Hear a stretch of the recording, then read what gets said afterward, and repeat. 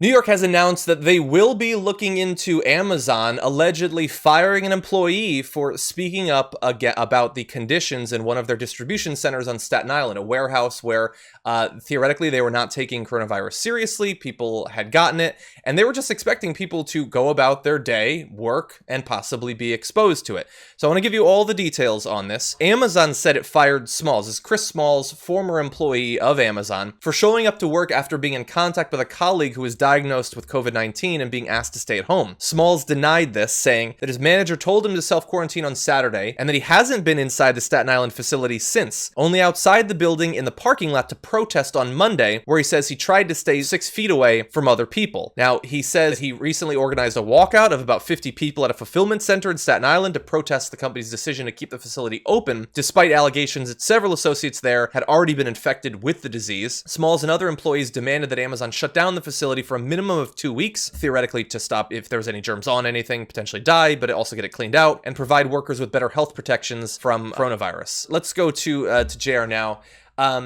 He's saying it's because I spoke up about this that I was raising concerns. They're saying he was trying to expose people or something by going back in. I find that hard to believe. If he was being asked to stay home, he was probably very worried about his own health at that point. But I'm glad that New York City is going to be looking into this allegation. Yeah, I hopefully, because it doesn't benefit them, especially with all the other strains that they have with everything that's going on, to look into something like this. But this is important because this could go across multiple levels of workers that are still on the front lines. We're giving props to the medical professionals and folks that are continuing to go to work, the delivery drivers, the grocery store people, the pharmacists, all the people that are still staying in those essential places for being on the front lines. And this is, I think, some aspects of it that we forget.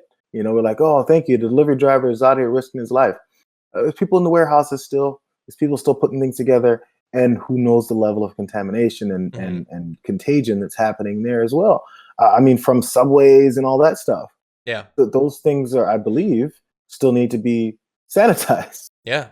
100%. Now, de Blasio said the allegation is because he spoke up for the safety of his fellow workers. He was fired. I have ordered the city's Commission on Human Rights to investigate Amazon immediately to determine if this is true. If so, that would be a violation of our city human rights laws. We would act on it immediately. And I would say, we need these distribution centers to stay open. It's one of the places that are going to allow us to weather this if it turns out that we're going to have to be sheltering at home for literally months. But we are allowed to have very high expectations on Amazon for what they're going to do. In return, by the way, they're going to make more money than they've ever made before. Not only in terms of far more sales, but probably they're going to be helped by the government. But that means they have to have extremely liberal pay, benefits, sick leave, obviously. They need to be encouraging people to take it if they feel sick. They need to be doing testing all the time. They need to be pervasively cleaning these facilities. They need to take all of these precautions and make it, and by the way, they are hiring a lot of people. They should be making these places that people want to work during this time. But those people need to be paid well. They need to be compensated for the risk to themselves that they're taking by simply being there.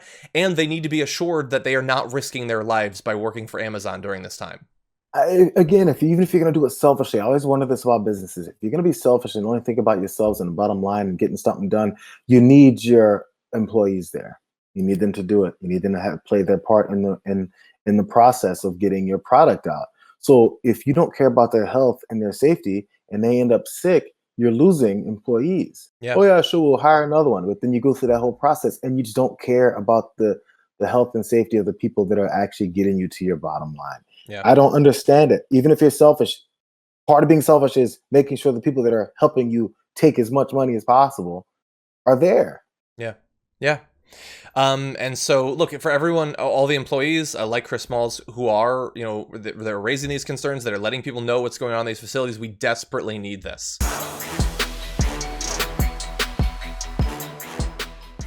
Check out the Damage Report podcast each day, wherever you get your podcasts, whether Pocket Casts or Stitcher or iTunes.